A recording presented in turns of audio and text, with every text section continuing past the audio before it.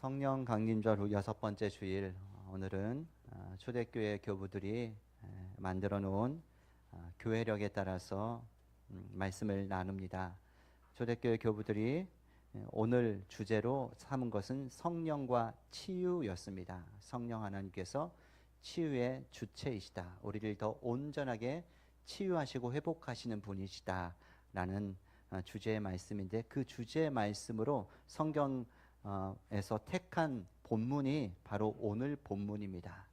우리 함께 오늘 말씀을 살펴가면서 오늘 본문을 통하여서 치유와 성령님에 대해서 더 깊이 알아가기를 원합니다. 본문의 이야기죠. 사람들이 한 남자를 끌고 나옵니다. 앞을 보지 못합니다. 게다가 말도 하지 못합니다. 두 가지 아주 큰 장애를 가진 분입니다. 사람들은 이 사람을 이렇게 불렀습니다. 귀신 들려 눈 멀고 말 못하는 사람, 귀신에 사로잡혀서 하나님의 저주를 받아서 눈도 멀고 말도 못하는 인간, 그렇게 불렀습니다. 예수님이 다가가 그에게 손을 대십니다. 그 순간 광장이 얼어붙을 놀라운 일이 벌어집니다. 이 사람의 감겨있던 눈이 떠집니다. 그래서 봅니다. 닫혀있던 입이 열립니다. 그래서 말을 합니다. 그리고 바로 그 다음 순간 완전히 다른 두 종류의 목소리가 동시에 터져 나옵니다. 한쪽에서는 놀라움에 찬 탄성이 터지죠. 이분이 혹시 그 메시아, 구약의 예언자, 우리가 예언된 우리가 기다려온 그 다윗의 자손 그리스도가 아니냐.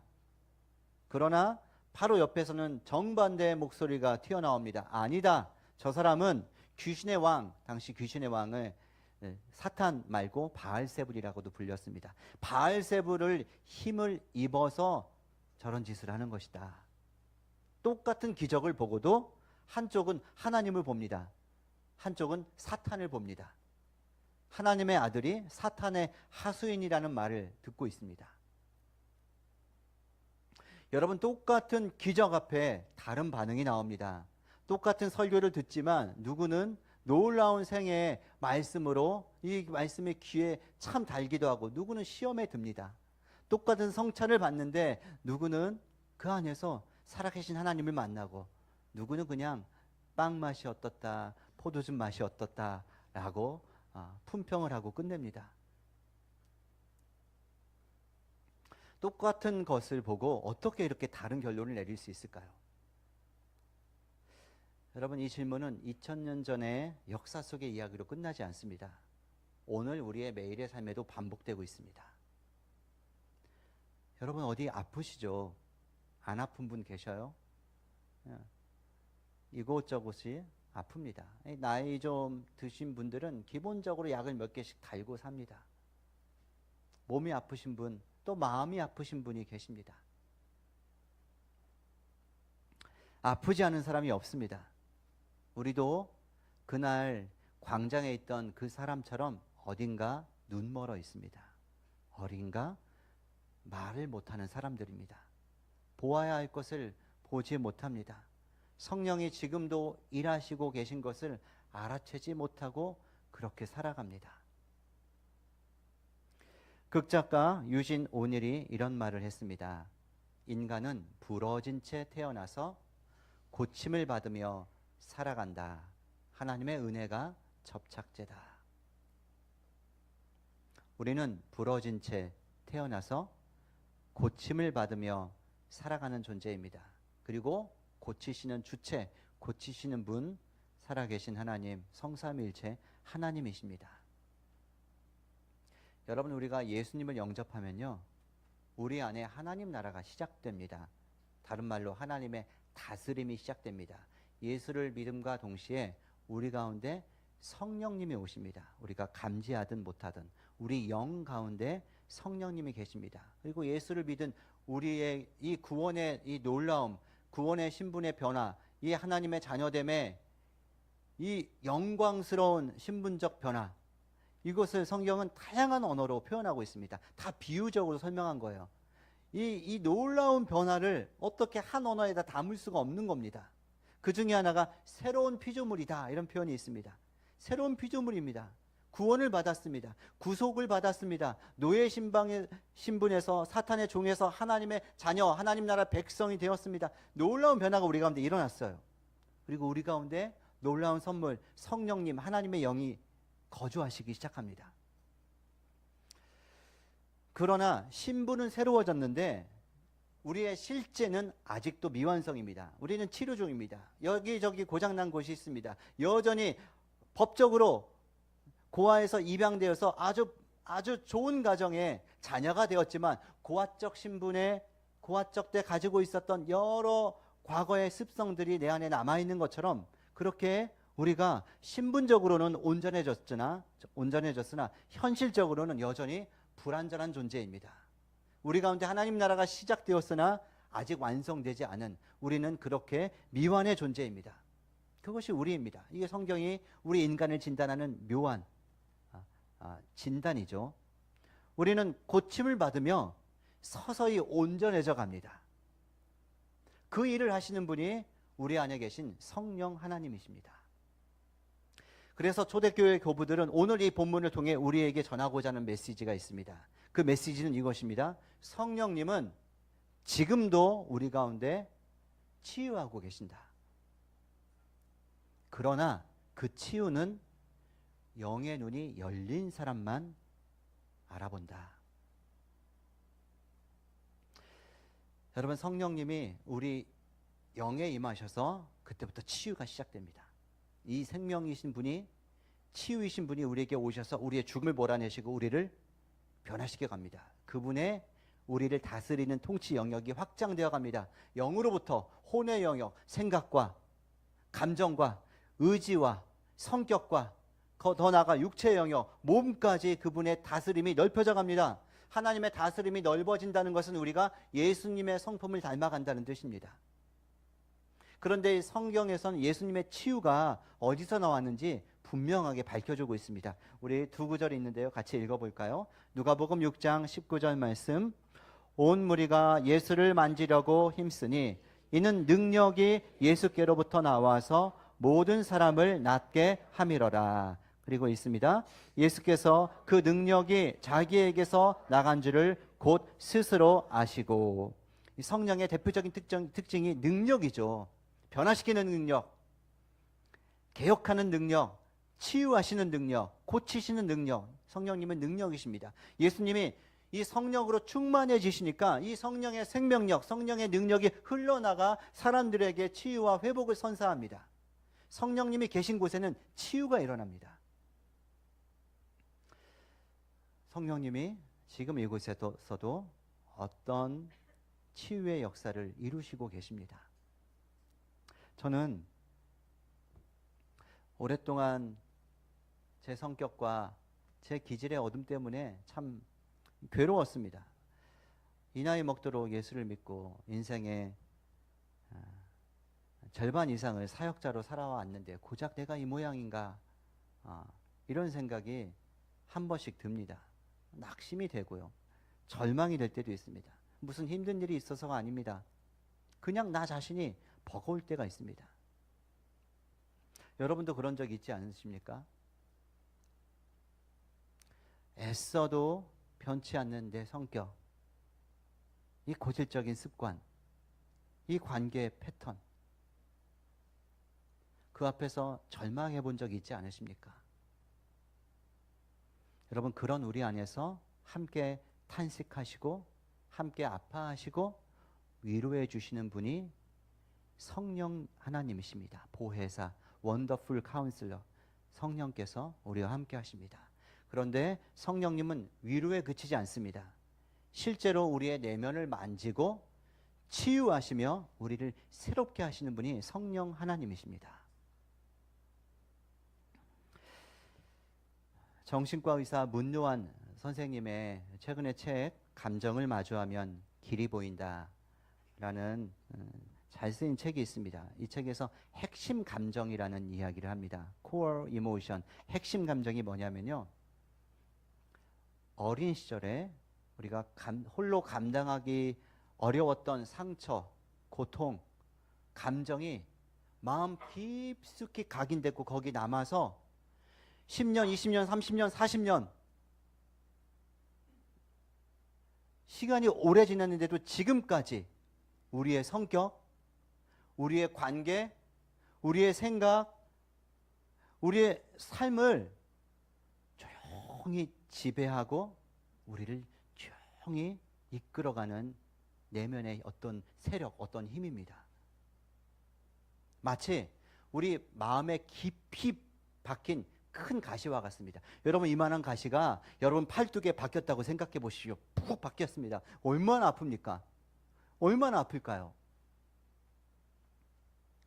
살짝 스치기만 해도, 누가 건들기만 해도 화들짝 놀라게 아픕니다. 그런데요, 여러분, 우리 마음에 가시가 박히잖아요. 그러면은 특히 이거 어린 시절이기 때문에 우리가 대처 능력이 없습니다. 그리고 이 가시를 뺀다는 건 너무 고통스럽고 아픈 일이에요. 그래서 10중8구, 아니 열이면 열 모두가 가시를 빼기보다 너무 고통스럽고 아프니까 아무도 이 가시를 건드리지 못하도록 자기를 방어하며 살기 시작합니다. 사람들을 피합니다. 관계를 통제합니다. 때로는 괜찮은 척합니다. 여기 다신 누구도 안 건드리도록 무슨 통제 장치를, 이렇게 막 보호 장치를 만들고 사는 겁니다. 하지만 사실은 그 가시가 우리의 삶 자체를 움직이고 조종하는 것이죠. 대인관계가 이걸로 조종됩니다. 누가 건드리면 어떡하지? 그래서 사람을 피하고, 많은 사람들이 핵심 감정에 지배당하고 끌려다니며 에너지를, 한정된 에너지를 이거 지키고 보호하고 거기에 다 소진해 버립니다. 그게 깨어진 세상에 사는 우리 인간의 실존이라는 겁니다. 그런 핵심 감정 여러 가지가 있지만 5가지를 얘기하더라고요. 표에 표현해 놨는데 단톡방에 있으니까 여러분 그 구체적으로 한번 보시고요. 간단하게 설명하면, 첫째, 이유 없이 밀려오는 근원적인 불안. 둘째, 마음 깊이 맺힌 울분과 억울함. 셋째, 무엇으로도 채워지지 않는 공허감, 허무감. 그리고 넷째, 아무것도 할 수 없다는 무력감. 마지막 5째, 나는 존재 자체가 잘못된 사람이야 라는 원초적인 수치심.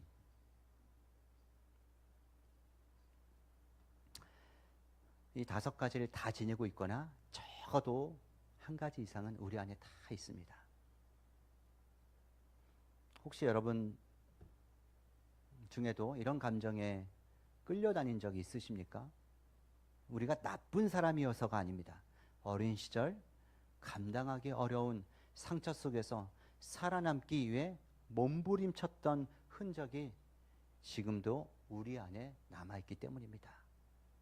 이 가시를 보호하는 방어 기제로 우리가 여기까지 살아왔고, 우리는 지금도 그게 오히려 강점이 돼서 움직이기도 하고 칭찬을 받기도 하는데, 그 어두운 그림자는 우리를 계속해서 지배하고 조용히 우리를 파괴해가고 있는 것이죠. 이유 없는 불안 때문에 늘 긴장하며 사는 분 계십니까? 아무도 모르는 억울함을 품고 계시는 분 분명히 계십니다. 무엇을 가져도 채워지지 않는 그 공허감, 시작하기도 전에 포기해버리게 만드는 무거운 감정, 무력감, 그리고 나는 사랑받을 자격이 없다라는 깊은 수치심에 시달리는 분이 우리 모두입니다. 우리 중에 이 문제를 겪지 않는 사람이 없습니다. 그런데 여러분, 어쩌면 성령께서 오늘 가장 먼저 만지시기 원하시는 곳이 바로 그 마음속에 오래된 가시일지도 모릅니다. 저거 내 이야기네. 그렇다면 성령께서 여러분을 깨우쳐 주시고 여러분을 만져주실 것입니다. 성령님은 우리가 가시를 대면하고 이해하도록 도우십니다. 이 가시는요, 너무 고통스럽기 때문에 우리가 대면을 안 해요. 대면하지 않아요. 대면할 능력을 상실했거나, 그리고 너무 고통을 즐기는 사람 없잖아요. 괴로워서 피해 다녀요. 그런데 성령께서 우리를 사랑하시기에 우리를 수술대로 자꾸 이끄십니다. 사건을 만나게 하십니다. 너무 아픈 부분, 아픈 부분을 툭 건드려줘도 화들짝 놀라거든요. 그래서 여러분, 여러분의 삶을 관찰하고 성찰해 보세요. 내가 어찌 보면 별거 아닌 일에 과하게 억울해하거나 화를 내거나 과하게 절망하거나 과하게 자기를 학대하거나 그런 영역이 있어요. 다른 영역은 괜찮은데 저 부분을 툭 건드리면, 부분은 알아요 서로. 그렇죠? 이 부분을 건드리면 그냥 감정이 몇 배가 증폭이 되는 그 영역이 내 가시가 깊이 박힌 부분이라 누가 건들면 화들짝 놀라는 증상입니다. 성령께서 사건을 통하여 그 부분을 만지시는 겁니다. 치유하도록 대면하시는 겁니다. 너 자신을 깊이 봐라. 내가 너를 치유해 줄게. 성령의 초청입니다. 근데 일상의 사건을 통해서 우리 하나님께 나가는 일이 많지 않습니다. 그 꾸준히 기도와 말씀을 통하여 자기 성찰을 통하여 나가는 게 쉽지 않거든요. 그래서 때로는 이런 주제로 설교 단상에서 말씀이 선포되게 합니다. 그래서 여러분이 열린 귀로 열린 눈으로 진지하게 마음을 열고 듣는다면 이거 내 문제구나. 내가 그 문제를 갖고 있지.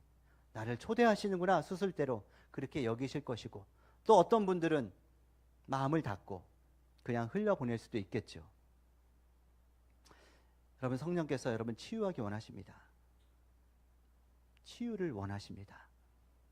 예수를 닮지 못하게 막는 것들을 다 보여주시고 각 시즌에 맞게 우리를 치유로 이끄십니다. 근원적인 불안도, 울분도, 이 만성적인 공허감도, 무력감도, 원초적인 수치심도 주님이 고쳐주십니다.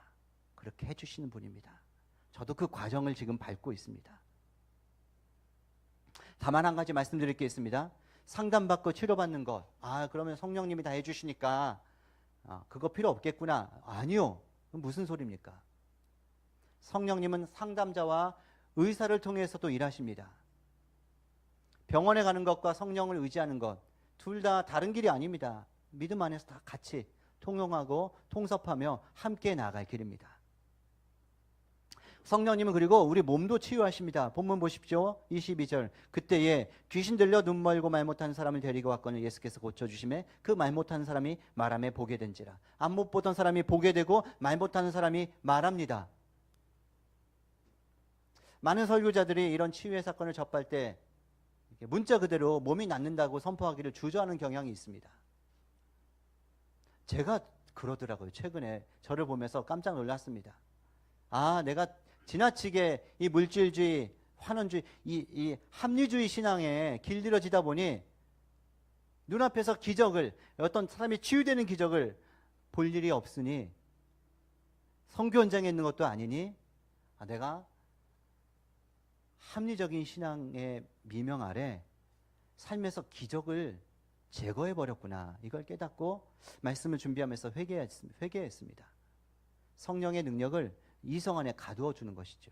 내 눈앞에 보이는 치료의 아주 명백한 어떤 성령의 치유의 기적이 없으니까 그런 기적은 저기 그냥 의사가 들어가지 못하는 오지에서 선교사들에 의해 귀신이 떠나가고 병들이 고쳐지고 암이 낫고 이런 일이 벌어지는 것이지 우리 현장에서는 더 이상 없다라고 말을 선포하진 않았지만 저도 모르게 이렇게 믿으며 살더라고요. 여러분도 그러지 않습니까?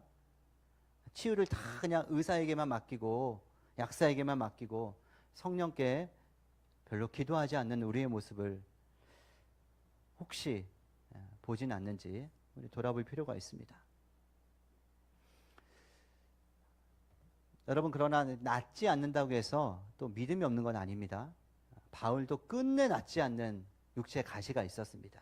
제발 이 가시를 좀 떼어달라고 혹자들은 그게 눈과 관련된 안질, 혹자들은 또 간질, 거품을 무는 어떤 간질이라 이렇게 얘기하는데 뭔지 모르겠지만 이게 사역을 하는데 너무 고통스럽고 힘들어서 제발 고쳐달라고 그 믿음 좋은 바울이 여러 차례 기도했으나 결국 안 들어주셨어요.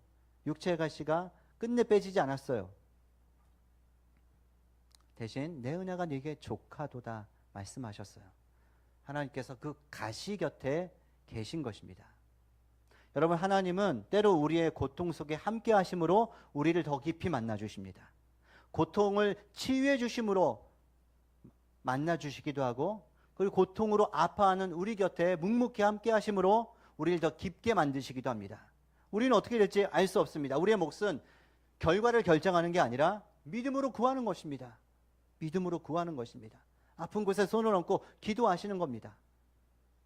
야고보서는 이렇게 말합니다. 우리 같이 야고보서 말씀 함께 밑에 말씀 읽겠습니다. 너희 중에 병든 자가 있느냐? 그는 교회의 장로들을 청할 것이요 그들은 주의 이름으로 기름을 바르며 그를 위하여 기도할지니라. 믿음의 기도는 병든 자를 구원하리니 주께서 그를 일으키시리라. 혹시 죄를 범하였을지라도 사하심을 받으리라. 아멘. 이 교회 공동체의 모습을 보여주는 겁니다. 아픈 사람이 있습니까? 교회 리더들 초청해서 같이 기도하세요. 그 얘기하는 겁니다. 여러분, 교회는 치유의 공동체입니다. 가정도 치유의 공동체입니다. 자녀가 아프면 손을 얹고 기도해 주십시오. 병원에 가지 말라는 뜻이 아니라 병원과 더불어 치유의 성령님을 찾고 의지하라는 것입니다. 셀 모임에서 서로를 위해 기도해 주십시오. 화려한 말 필요 없습니다. 믿음으로 구하면 바로 그 자리에서 성령께서 일하십니다. 오늘 셀 모임 하실 때 핵심 감정이 무엇인지, 어디가 아픈지 너무 길게 얘기하지 마시고 오늘 좀 짧게 얘기해 보시고 한 분 한 분 믿음으로 서로 손을 얹고 기도해 줘 보십시오. 어떤 일이 일어날지 모릅니다. 그런데 여러분, 똑같은 치유의 기적을 보고도 전혀 다르게 반응하는 두 부류가 있다고 말씀드렸습니다. 무리는 놀라서 물어요. 이는 다윗의 자손이 아니냐? 하지만 바리새인들은 말합니다. 귀신의 왕 바알세불을 힘입어 귀신을 쫓아내는 것이다. 성령의 역사를 악령의 역사라고 낙인을 찍는 겁니다. 바리새인들의 눈이 멀어 있습니다. 어떤 사람은 눈이 지금 열리고 있고, 무리는 그 모습을 보고 열린 눈으로 다윗의 자손 메시아구나 라고 예수님을 알아보는데, 정작 그들에게 하나님을 가르친다는, 성경을 가르친다는 종교 지도자들은 눈이 꽉 닫혀 있습니다. 예수님이 논박하십니다. 내가 사탄을 힘입어 귀신을 쫓아내는 것이면 사탄이 자기 나라를 스스로 무너뜨리는 것이 아니냐. 그리고 선언하시죠. 유명한 말씀이죠. 내가 하나님의 성령을 힘입어 귀신을 쫓아내는 것이면 하나님의 나라가 이미 너희에게 임하였느니라. 여러분, 예수님은 단순히 그냥 한 사람을 고치신 사건으로 이 이야기를 축소하는 것이 아닙니다. 이 사람 안에 하나님의 나라가 침투한 이야기를 하고 있는 겁니다. 바리새인들은 눈 멀고 말 못하는 그 상태를 그저 한 개인의 불행, 한 개인의 저주 정도로 보았습니다. 그러나 예수님은 그것을 사탄의 압제와 사탄의 결박으로 보셨습니다. 성령을 힘입어 귀신을 쫓아낸다는 것은 사탄이 움켜쥐고 있는 영역, 그 영토를 하나님의 나라가 무력으로 탈환하는 사건이라는 겁니다. 여러분, 우리를 괴롭히는 오래된 내면의 가시, 근원적인 불안과 그 울분과 공허감과 수치심, 단순한 성격 탓이 아닙니다. 우리를 묶어두려는 어두움의 결박입니다. 성령이 임하셔서 우리의 핵심 감정을 만지실 때 그것은 단순한 심리적 치유를 넘어서서 우리 내면에서 사탄의 통치가 끝나고 하나님의 통치가 시작하는 영적 전쟁의 승리인 것입니다. 하나님의 나라는 죽음을 몰아내는 나라입니다. 생명이 확장되는 나라입니다. 사탄의 지배를 끝내는 나라입니다. 절망을 몰아내는 나라입니다. 그래서 치유는 단순한 병이 낫는 사건이 아니라 하나님 나라가 확장되는 사건입니다.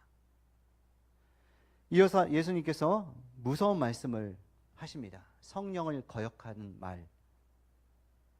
그 말은 결코 사하심을 얻지 못한다.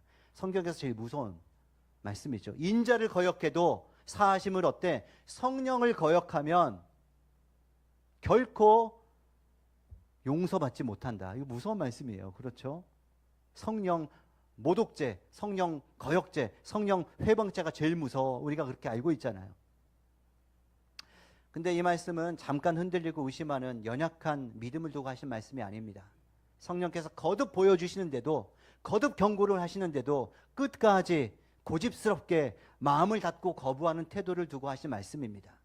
혹시 내가 혹시 믿음이 부족해서 나도 성령을 모독한 적이 한두 번이 아닌데 그렇게 걱정하는 분 계신다면 그 걱정 자체가 여러분이 성령을 거역하는 사람이 아니라는 뜻입니다. 여러분, 무리처럼 반쯤 눈이 열리든 바리새인처럼 굳게 닫힌 눈이든 오늘 하나님은 여러분의 눈이 완전히 열리기를 원하십니다. 그러면 다르게 보입니다. 눈이 열리면 무엇이 어떻게 보일까요? 제가 좋아하는 시인의 시가 있습니다. 구상시인, 가톨릭 시인인데요. 구상시인의 말씀의 실상이라는 시 앞부분에 이런 내용이 있습니다. 우리 같이 한번 읽어볼까요? 영혼의 눈에 끼었던 무명의 백태가 벗겨지며 나를 애워싼 만유일체가 말씀임을 깨닫습니다. 노상 무심히 보아오던 손가락이 10개인 것도 이적에나 접하듯 새삼 놀라웁고 창밖 울타리 한 구석 새로 피는 개나리 꽃도 부활의 시범을 보듯 사뭇 황홀합니다. 아멘. 아멘이 절로 나오죠. 시를 읽고. 우리 영혼의 눈에 끼었던 무명의 백태가 벗겨지면 나를 애워싼 만유일체가 다 말씀이구나. 하나님의 말 걸어오심이구나. 하나님이 만날 수 있는 흔적이구나. 손가락이 10개인 것도 너무 신비롭다는 거예요. 우리 악뮤의 노래 중에 사람들이 움직이는 게 뭐죠? 그 노래 신비인가요? 예. 예. 모든 것들이 다 신비로. 우리 어린아이들 생명체, 우리 어린아이가 있잖아요. 보면 그냥 우리를 녹여내는 뭔가가 있잖아요. 아이의 생명을 보고 우리가 놀라잖아요. 아이만 그럽니까? 만유일체가 우리를 놀라게 하고 우리를 경탄하게 만드는 뭔가를 품고 있어요. 하나님의 작품이기 때문에. 여러분, 우리가 사는 세상 깨어져 있지만 동시에 하나님의 숨결로 가득합니다. 성령님은 이 순간에도 여러분과 여러분의 가정, 여러분의 관계 속에서 치유와 회복의 일을 하고 계십니다. 하나님은 쉬지 않고 일하십니다. 아버지께서 이제까지 일하시니 나도 일한다. 예수께서 말씀하셨습니다. 그분은 쉬지 않고 계속해서 일하고 계십니다. 성령님은 여러분 안에서 계속 일하고 계십니다. 문제는 우리의 눈이 감겨 있다는 것입니다. 하나님 나라가 이미 시작되었고 치유와 회복이 진행되고 있는데 영혼의 눈이 감겼기 때문에 보지 못한다는 것입니다. 제일 캄캄하게 감긴 자들, 바알세불이라고 사탄의 일이라고 그렇게 여기며 살아가는 그들의 모습을 우리가 오늘 보게 됩니다. 여러분, 주님이 일하고 계십니다. 그리고 주님의 일하시면 때로 눈을 뜨고 있을 때가 아니라 눈을 감을 때 보입니다. 그래서 기도하는 것입니다. 눈을 감을 때 우리는 새로운 세상을 볼 수 있기 때문입니다. 하나님의 일하심이 보이기 때문입니다. 우리 잠시 눈을 감아볼까요? 그리고 여러분, 몸을 느껴보십시오. 내 몸은 어디가 아프지? 마음을 느껴보십시오. 내 마음이 어떻지? 오래 묵은 가시를 떠올려 보십시오. 이름 붙이기 힘든 불안, 언제 시작됐는지 모를 공허감, 존재 깊숙한 곳에서 나를 쓸모없다고 계속해서 비난해야 되는 그 근원적인 수치심, 억울함과 울분, 아무리 애써도 변하는 것 같지 않는 우리의 이 습관, 이 성격, 이 관계. 그러나 지금 이 시간 성령님이 그 가시 곁에 와 계십니다. 그 성령의 임재 속에서 조용히 눈을 들어 눈앞에 강단을 보십시오. 그리고 주님의 십자가를 보십시오. 성찬의 상을 보십시오. 여러분, 세상은 여러분에게 그 가시를 감춰라, 통제해라, 절대 들키지 마라, 잊은 척 살아라 라고 가르칩니다. 그러나 성령님은 정반대로 말씀하십니다. 감추지 말고 마주해라, 통제하지 말고 내어놓아라, 잊은 척하지 말고 나에게 가져와라. 내가 만지겠다, 내가 고치겠다, 내가 회복시켜주겠다. 나는 치유의 하나님이다. 사랑하는 성도 여러분, 우리는 부러진 채 태어났습니다. 그러나 부러진 채로 끝나지 않습니다. 우리는 고침을 받으며 살아갑니다. 하나님의 은혜가 접착제입니다. 성령께서 오늘 예배와 성찬의 자리에서 여러분의 갈라진 틈 하나하나를 붙이고 계십니다. 오늘도 성령께서 일하고 계십니다. 어떤 사람은 우연이라고 말하고 어떤 사람은 바알세불이라고 말하겠지만 영의 눈이 열린 사람은, 믿음의 사람은 이렇게 고백합니다. 하나님 나라가 지금 여기 있습니다. 성도 여러분, 그 하나님 나라가 지금 여기 있음을 보고 누리는 귀한 하나님 백성 되시기를 주님의 이름으로 축원드립니다. 우리 함께